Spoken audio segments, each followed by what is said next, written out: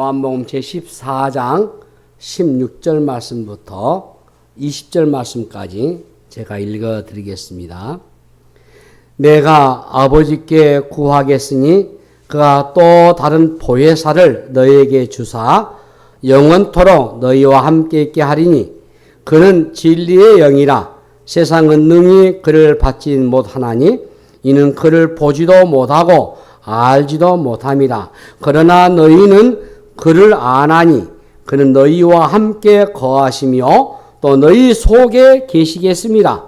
내가 너희를 고아와 같이 버려두지 아니하고 너희에게로 오리라.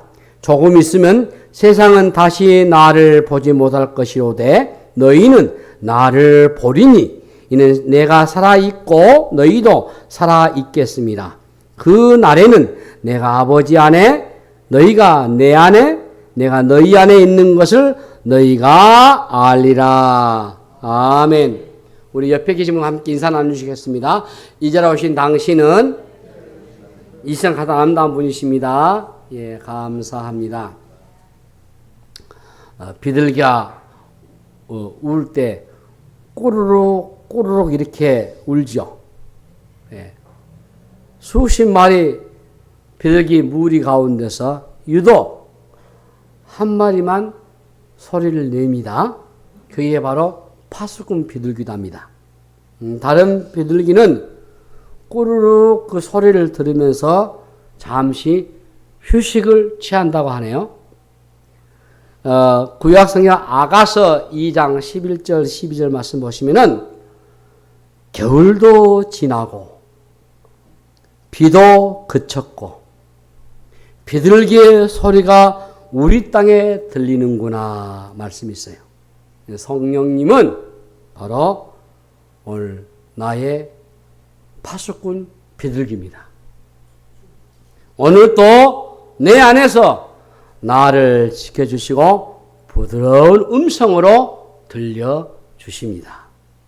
세상 날개짓으로 참 피곤하고 지친 우리의 영혼들, 사람 경계로 그야말로 강팍해지는 우리의 마음들, 성령님의 부드러운 음성을 들으면서 여러분 잠시 좀 긴장을 푸시고 주의 평안을 취해 보시면 좋겠습니다. 꼬르륵 꼬르륵 비둘기 이렇게 울어요. 구구한 것이 아닙니다. 자, 기도하겠습니다. 성령께서 우리 안에 내주하셔서 역사하시고 진리의 영으로 우리의 위로자로 보혜사로 오신 주여 은혜를 감사합니다. 우리가 성찬의 깊은 의미를 깨닫고 주님의 그 크신 은혜를 다시 한번 사모하면서 주의 말씀 앞에 섰나이다. 우리 주의 성령으로 우리를 충만케 하여 주시옵소서. 감사하고 우리 구주 예수 그리스도 이름으로 간절히 기도하옵나이다. 아멘. 오늘 성령 강림절, 성령께서 오순절날 주님을 믿고 따르는 120명의 제자들에게 임하는 것은 사도행전 요엘 선지자의 예언이 그대로 성취했다고 소개하고 있잖아요. 구약의 요엘 선지자가 그렇게 예언했었어요. 이 선지자들이 예언했던 그 종말이 도래한 겁니다. 다시 말해서 하나님의 나라가 이 땅에 도래했다. 이 요엘 선지자의 예언이 성취했다라는 게 그걸 증명해 주는 겁니다. 그리고 성령은 예수님의 십자가의 죽으심의 공로로 우리에게 오셨습니다. 성령은 거룩한 하나님이시기 때문에 우리가 더러운 죄에 있는 상태로 있으면은 그분은 결코 우리에게 올 수가 없지요. 그러나 예수님께서 거룩한 피를 흘려주심으로 자기 백성들의 죄를 정결하게 씻어주셨기 때문에 성령님이 우리 안에 역사하신 줄로 믿습니다. 그러므로 성령은 예수님의 십자가의 죽으심의 공로로 오늘 우리 가운데 오실 수가 있었습니다. 그러므로 우리에게 성령을 보내시려고 주님이 친히 보배로운 피를 흘려주심을 우리는 늘 감사하고 감격하실 줄로 믿습니다. 이 성령은 우리와 함께하기 위해서 오셨다고 했어요. 다시 말하면은 임마누엘이 되기 위해서 오신 거죠. 임마누엘은 하나님이 처음부터 계획하셨던 우리 인류 구원의 궁극적인 목표였습니다. 그래서 에덴 동산에서는 어땠습니까? 아담과 함께 하셨잖아요. 그러나 아담이 반역함으로 인해서 하나님께서 우리 인간과 함께 할 수가 없었잖아요. 그러나 하나님은 처음 자기가 작정하신 경륜의 가운데 있는 것을 이루기 위해서 다시 제단에 강림하심으로 자기 백성과 함께 하셨고, 나중에는 성막에 강림하심으로 자기 백성과 함께 하셨고, 또 솔로몬 시대부터는 성전에 강림하심으로 자기 백성과 함께 하셨어요. 그러다가 때가 차니까 진리 말씀이 로고스가 육신이 돼가지고 사람이 돼가지고 우리 가운데 오신 거죠. 성탄이죠. 이게 성탄절입니다. 이게 바로 임마누엘이 되신 겁니다. 말씀이 육신이 되어 오심이 바로 우리 예수님의 성육신, 한문으로는 도성인신, 말씀 로고스가 사람이 되셨다. 하나님이 사람이셨다. 이것입니다. 그러나 예수님은 육신 입고 계셨기 때문에 모든 사람과 함께 할 수가 없었어요. 그래서 자기 백성들의 죄를 속하기 위해서 십자가에서 거룩한 피를 흘리시고 죽으셨다가 죽은 자 가운데서 다시 살아나셔서 승천하신 후에 아버지 하나님께로부터 약속의 성령을 받아서 자기 백성에게 보내주셨습니다. 이 성령께서 오심으로 하나님이 처음부터 경륜하셨던, 작정하셨던 자기 백성과 함께 하시는 그 임마누엘이 드디어 성취가 된 겁니다. 이렇게 성령께서 오심으로 하나님의 백성에게 대한 구원이 비로소 주어졌죠. 그러니까 구원은 다른 게 아니고 하나님께서 바로 우리와 함께 하심이 구원인 줄로 믿으시기 바랍니다. 예. 왜냐하면은 이 성령께서 오순절에 강림하시거든요. 예. 그날은 다른 날 아닙니다. 바로 구약 시대에 하나님께서 이스라엘 백성에게 지키라고 하셨던 3대 절기 가운데 하나인 맥추절이기 때문에 그래요. 성령께서 맥추절에 오셨다는 것은 바로 구약의 맥추절에 의미하는 것을 그 뜻이 있는데, 출애굽기 23장 16절 말씀을 보시면은 이렇게 되어 있습니다. 출애굽기 23장 16절 말씀을 보시면은 바로 하나님께서 이 맥추절, 이 6월절, 우리나라에서 이 성령 강림절과 이 연관해 볼 때에 이것을 잘 이해를 못한 부분이 많아요. 무슨 말이냐면은 구약의 맥추절이 의미하는 것을 바로 이해하지 못하는데, 우리가 지금 우리 한국 교회는 맥추 감사 7월 첫 주에 지켜요, 보통. 왜 그걸 이해하지 못할까? 구약의 맥추절이 우리들이 7월 달에 지키는 맥추 감사절로 이해를 하고 있는 것 같아요. 그리고 맥추 감사절 설교를 들어보면은 구약에서 맥추절을 이렇게 지키라고 했으니까 우리도 그렇게 지켜야 한다, 이렇게 많은 분들이 가르쳐요. 저는 그것을 성경 해석에 대해서 좀 이해를 하지 못하지 않았나, 그렇게 이해를 합니다. 맥추절이라는 것은 무엇을 보리를 수확했다 하는 말이, 맥추라는 것은 보리를 수확했다는 뜻이거든요. 히브리 성경에서 우리 개역 성경에 보면은 보리 이 추수의 개념이 전혀 없어요, 사실은.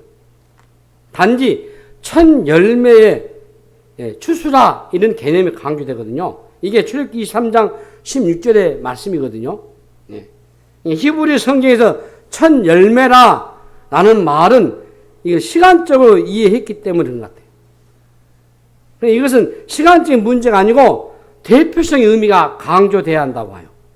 무슨 말이냐면, 여러분, 성령 강림절은 꼭 기억하셔요. 구약의 맥추절의 예표가 되는 것이고, 의미하는 것을 신약에서 성취하는 겁니다.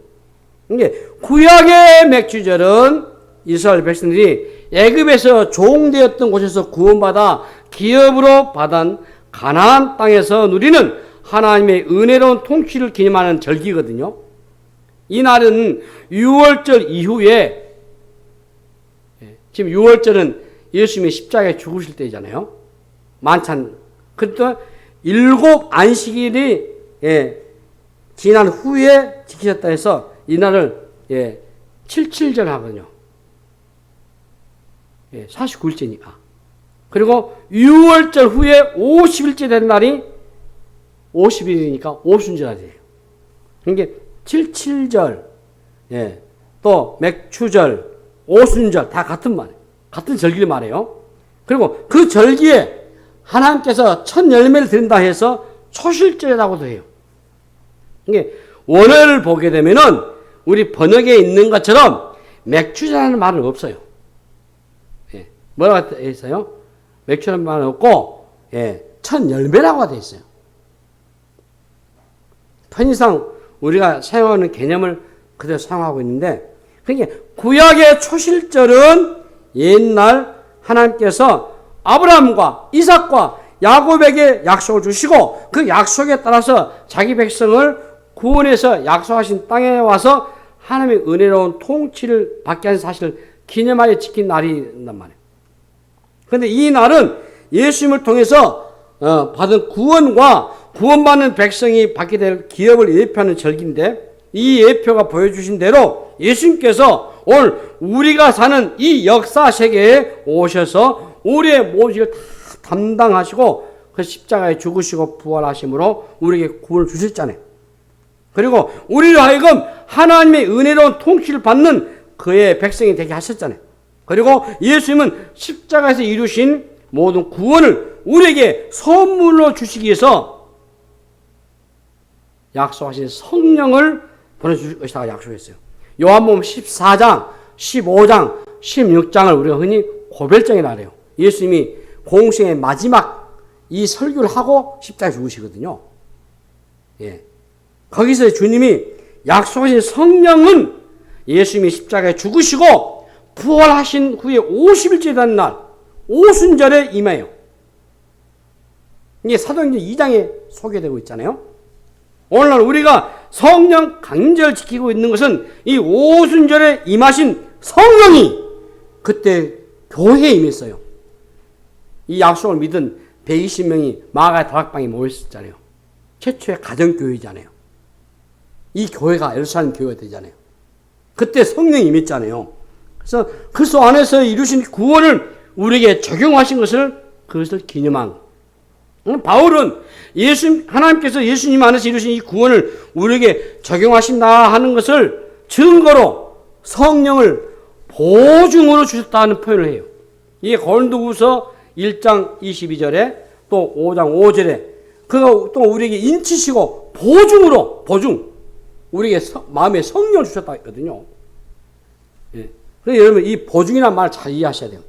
이 말씀이 의미하는 것을 바르게 이해할 때 성령이 오신 중요한 이슈를 잘 알기 때문에 이 보증이라고 하는 말은 전체의 부분을 이루고 있고 앞으로 이루게 될 모든 것을 받게 된다는 것을 확실하게 하는 담보문과 같은 거예요, 여러분. 보증 그러잖아요. 그래서 영어 여기 NIV 성경에서는 이 보증을 아주 길게 번역을 하는 부분이 있어요. 그래가지고 장차 얻게 될 것을 보증하는 담보물을 이렇게 번역됐어요. 그래서 이 보증의 의미로 앞으로는 전체를 소유하게 될 것을 전제로 하고 일부를 받는 것을 말하는 거죠. 그러니까 구약에서의 첫 열매 사상과 똑같은 개념이에요. 그래서 오순절에 오신 이 성령은 예수님께서 십자가에서 성취하신 그 구원의 전체를 얻게 될 확증해주는 담보물로 주셨다 하는 겁니다. 그래서 우리는 하나님께서 그리스도 안에서 성취하신 모든 구원의 은혜를 성령을 통해서 알게 되고 또 체험할 수 있게 되고 장래 받게 될 영원한 부활의 몸과 하나님 나라에 대한 믿음도 확고하게 갈 수 있게 된 겁니다. 하나님께서는 예수 그리스도 안에서 행하신 모든 구원 사역의 결과로 하나님 나라를 우리에게 주셨고 그것을 확증하는 담보물로 성령을 보내주셨다 하는 것이, 이 사실을 여러분들 이해한다면은 우리가 맥주 감사절을 구약의 맥주 감사절로 지킨다는 의미가 지켜서는 안 된다는 것을 알고, 저는 그래서 우리 교회는 성령 강림절을 교회 시작이기 때문에, 신약 교회 출발이기 때문에 했으면 좋겠다, 그런 의미에서 지금 지키고 있는 겁니다. 이 구약의 맥주절은 오히려 신약의 오순절인 이 성령 강림절을 성취된 거예요. 뭐 우리 교회뿐만 아니라 많은 교회들이 이렇게 하고 있습니다만은, 그러므로 우리는 구약의 유월절을 지키지 않는 것과 같이 맥주절 지켜서는 안 되죠. 그렇게 하면 여러분 곤란해요. 지금 우리 구약의 유월절 안 지키잖아요. 오순절 안 지키고, 초막절, 장막절 안 지키잖아요. 그런데 한국교회 이상한 풍토가, 목사님들이 구약에서 다 끄집어내가지고 하지도 않는 것을 만들어가지고, 그 대표적 얘들이 맥주절에서 한다거나, 뭐 일천번지를 한다거나, 그게 어디 있어요? 그냥 교회 재정이 어려우니까 헌금 좀 많이 하십시오, 이렇게 하든지. 그래서 그것이 더 진실하지. 왜 성경에 있는 것을 그대로 끄집어내? 지금도 그럼 구약의 제사같이 목사도 제사처럼 해야 됩니까? 제가 가운을 이렇게 교회 절기 때만, 성사실 때만 입어요. 종교 계획 때 가운을 폐지했어요, 사실은. 그러나 성공회랄지, 성공회는 영국의 국교잖아요. 그리고 로마 천주교회는 신부 다 사실 가운을 입고 하잖아요. 그것을 종교교회 때 다 벗게 했습니다. 그 종교교회의 핵심은 뭡니까? 이제 슬로건 걸어졌잖아요. 오직 성경, 우리가 절대 권위는 성경에 있어요. 그리고 오직 은혜, 오직 믿음, 오직 그리스도, 오직 하나님 영광, 여기에 표들을 걸고 말씀에다가 집중한 겁니다. 성령 강림절은 그러므로 구약 성경에 맥주절이 예표하고 있는 대로 성령의 오심으로 그리스도 안에서 이루신 모든 구원의 은혜를 우리에게 적용해 주시는 것을 기념하여 지키는 날이라. 또 성령 오심은 우리가 구원받았다는 것을 확증해주는 담보물과 같은 것이다. 그래서 여러분들이 이 성령 강림을 지킨다고 하는 것은 이러한 성령을 우리에게 주신 것을 기뻐하고 감사하는 의미가 이 안에 담겨 있다는 것을 믿으시기 바랍니다. 두 번째는 성령은 우리로 하여금 주님의 계명을 지켜주셔요. 성령께서 하시는 일을 한두 가지 정의할 수 없겠지만은 오늘 본문에서 강조하고 있는 성령의 주된 사역은 주님의 계명을 지켜주신다는 겁니다. 오늘 우리가 읽었던 본문은 예수님이 십자가 지시기 전에 제자들에게 하신 마지막 설교 말씀 가운데 한 부분이에요. 고별 설교죠. 요한복음 14장, 15장, 16장이. 이 고별 설교의 핵심은 내가 떠나도 항상 너희와 함께 할 것이다. 나는 너희를 사랑한다. 그래서 염려하지 말고 온전히 내가 너에게 부탁한 것을 행하라 라고 하는 것이에요. 주님께서 부탁하신 내용을 우리가 한두 마디로 정리할 수 있는 것은 어렵습니다만 두 가지로 한번 제가 요약해 본다면 그 첫 번째가 주님의 계명을 지키라는 거예요. 또 하나는 복음을 전파하는 거예요. 주님은 이 명령을 잘 수행할 수 있도록 성령님을 보내주시겠다고 하신 겁니다. 성령의 오심은 이 일과 밀접하게 연관되어 있어요. 특히 예수님이 행하신 이 고백 설교의 말씀 가운데 다른 복음서에 전혀 나타나지 않는 두 특징이 하나가 있습니다. 그것은 성령의 이름과 사역에 대해서 기록하고 있어요. 성령의 이름은 여기서 잠깐만 여러분, 성령, 성부 하나님, 성자 하나님, 성령 하나님, 삼일체 하나님이시죠. 하나님은 한 분이시지만은 삼위가 존재하셔요. 셋이면서도 하나예요. 하나이면서도 셋이에요. 그러면서도 서로 관통을 해요. 영과 권은 동일해요. 아버지가 좀 더 많고 아들이 좀 작고 이게 아니에요, 여러분. 예. 그런데 성령에 대한 또 다른 이름이 있어요. 이게 오늘 본문 나와 있는데 우리가 오늘 본문에서는 보혜사라고 했어요. 보혜사. 헬라어 성경에서는 이 파라클리토스입니다. 이 파라클리토스가 헬라어에서는 보혜사인데요. 이게 여기 보니까 킹제임스 버전에서는 위로자로 해서 컴포터라고 했어요. NIV 성경에서는 상담자, 카운셀러라고 했어요. 그리고 NASB 성경에서는 헬퍼, 돕는 자로 했어요. 이게 똑같은 말이에요. 보혜사, 위로자, 상담자, 돕는 자, 그리고 진리의 영, 말씀의 영, 다 똑같은 말이에요. 지금은 이제 고인 되셨습니다만은 제가 구약 성경을 공부할 때, 욥기서 공부할 때 이제 이번 주 수요일부터 욥기서 1장부터 강의 나가 수요일 날 수요 예배는 욥기서를 강의하는데 우리 이진태 목사님이 구약의 전문이에요. 그분이 욥기서를 가면서 성령님께서 욥기서에 나타난 걸 대해서 우리에게 가르쳤어요. 와, 저는 그때 눈을 뜨면서 이 욥기서에 어떻게 성령께서 역사하셨는가.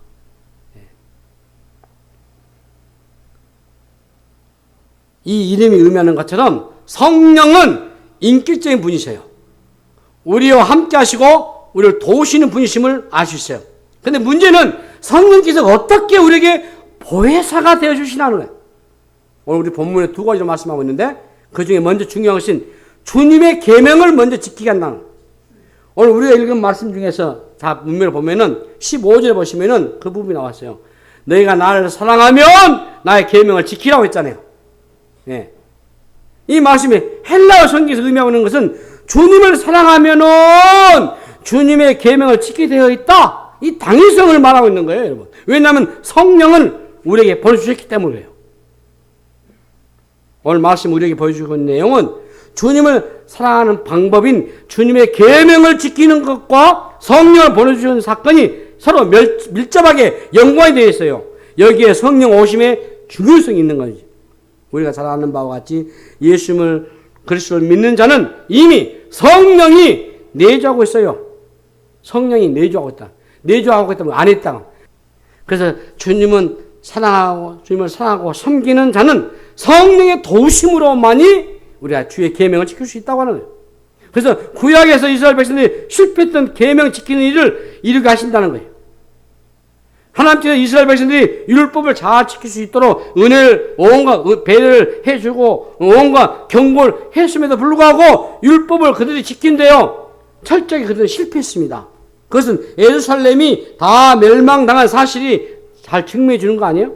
사실 주님의 계명을 지키지 않는 자는 구약시대나 신약시대나 주님을 사랑하는 자가 아니고 구원받지 못한 자겠죠. 그것을 결정적으로 보여주는 말씀이 21절 말씀 보시면은 나의 계명을 지키는 자라야 나를 사랑하는 자니 나를 사랑하는 자는 내 아버지께 사랑을 받을 것이요 나도 그를 사랑하여 그에게 나를 나타내리라 말씀하시고 어떻게 주님을 사랑하여 그의 계명을 잘 지킬 수 있겠습니까? 그것은 우리에게 보내어 주신 성령님께서 그렇게 지키게 하신다는 겁니다. 성령께서 우리 속에 내주하셔서 내 안에 계셔서 우리 마음을 감동케 하시고 우리로 하여금 간절한 소원을 품게 하시고 그리고 자원하는 마음을 주시고 즐거운 마음을 주셔가지고 주님의 계명을 지키게 한다는 것입니다. 이 말이 우리의 순종을 포함하는 거예요. 우리가 참으로 주님을 알고 주님을 사랑하는 자라면은 거기에 합당한 삶이 나타나셔야 돼요. 그것은 주님의 계명을 따라 말씀을 따라 살아가는 삶이에요. 그래서 우리 신자에게 있어서 계명을 지키며 사는 삶은 구원의 결과물이겠죠. 그래서 합당한 삶의 내용이 따르지 않으면은 구원받는 사람이라고 보기는 어렵죠. 구원과 행위는 분리될 수 있는 게 아니에요. 우리는 우리 행위로 구원을 받을 수 없습니다. 오직 믿음으로만 구원을 얻습니다. 그러나 믿음으로 구원을 받는다고 하여서 구원과 행위가 아무 상관이 없다라고 생각하면 곤란해요.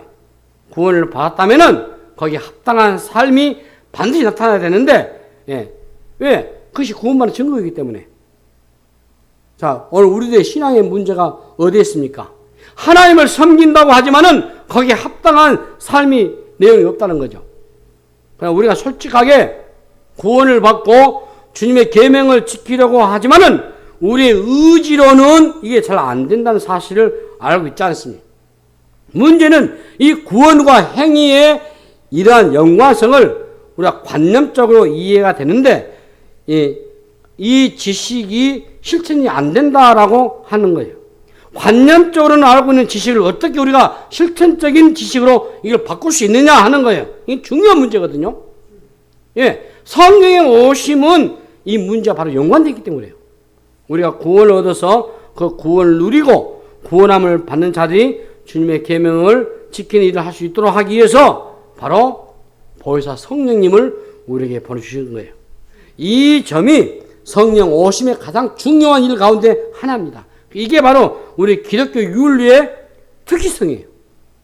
우리의 노력과 의지로 하는 게 아니고 성령을 의지해서 성령의 감동하심과 성령의 역사로 우리 하나님의 말씀을 지켜나갈 수 있다 하는 것을 기억하시기 바랍니다. 특히 오늘 본문에서 예수님은 보혜사 성령을 보내주신 이유 가운데 하나는 우리로 하여금 계명을 잘 지킬 수 있도록 하기 위함이라는 것을 강조하였고, 우리가 주님을 사랑하는 자라면은 그의 계명을 지키게 되어 있다고 했어요. 왜 그러냐면은 그 계명을 잘 지키기 하기 위해서 우리에게 성령을 보내주셨기 때문인 것이죠.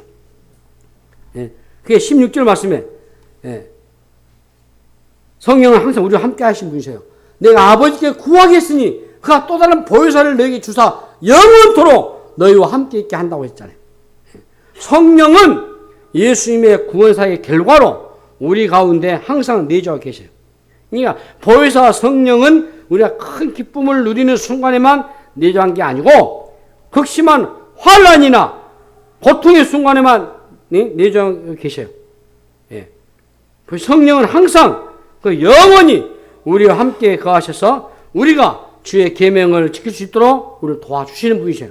성령은 우리의 마음을 감동해 주시고 또 주님을 사랑하는 마음을 주시고 주님이 나를 사랑하시고 나와 함께 하는 것을 알게 하시고 믿게 하시고, 여러분들이 교회에 출입하는 것도 성령께서 이렇게 하셔서 여러분들이 나온 것이 여러분이 인위적으로 여러분 나온 것이 아니다. 그런 것을 기억하시고, 마지막으로 하나는 하나님과의 교제를 체험케 하셔요.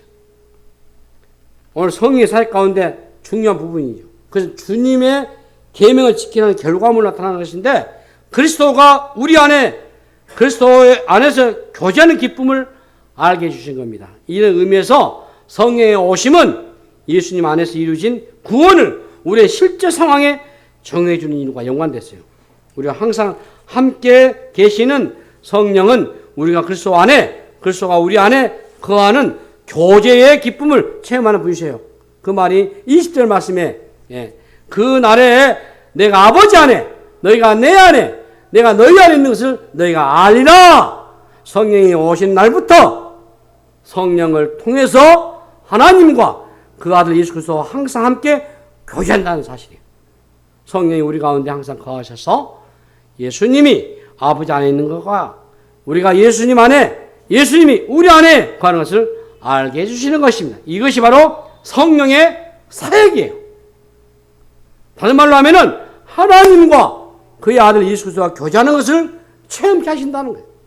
오순절에 임하신 성령은 주님의 계명을 지키게 하셔서 결과적으로 하나님과 항상 교제하게 하신다. 그래서 오순절에 임하신 이 성령과 우리 성도의 삶은 아주 밀접한 연관성이 있다. 성령을 의지하여 주님의 계명을 지키게 하시고 그 결과로 하나님이 우리 안에, 우리가 하나님 안에 있다는 이 기쁨, 이 교제의 기쁨을 알게 하시기 때문이라는 사실을 꼭 새기셔야 돼요. 우리가 이 성령 강림제를 지키는 이유는 이러한 성령 오심을 기념하는 데 있습니다. 성령 오심은 구약의 맥주절이 의미하고 있는 대로 예수님 안에서 이루신 이 구원을 적용해 주시기 위한 것이고, 주님께서 명령하신 모든 계명을 지키기 위해서 율법에 요구한 것을 이루게 하시기 위함이고, 우리가 성령 강림제를 맞이해서 성령께서 우리 가운데 항상 내주에 계신다고 하는 사실을 여러분들 확신하고 성령님을 그래서 항상 의지하고 살아야 한다는 사실을 꼭 새기시기를 바랍니다. 그리고 주의 계명을 지킴으로 주님이 우리 안에, 우리가 주님 안에 거하신다는 이 교제하는 기쁨을 늘 배우시기를 바랍니다. 성령을 의지하고 그분의 인도하심을 따라서 살아감으로 이 신기한 능력을 날마다 순간마다 여러분 삶 속에서 경험하고 체험하는 은혜가 되시기를 주님의 이름으로 축복합니다. 하나님 아버지, 은혜를 감사합니다. 성령 강림제를 맞이하여 주님이 보내주시겠다는 성령의 소리가 다시 한번 오심에 대해서 말씀을 나누었나이다. 하나님, 우리가 주의 계명을 지키고 주님과 교제하기 위해서 늘 성령의 도우심을 구하고 믿고 나아가는 저희들 되게 하여 주시옵소서. 감사하고 우리 구주 예수 이름으로 간절히 기도하옵나이다. 아멘.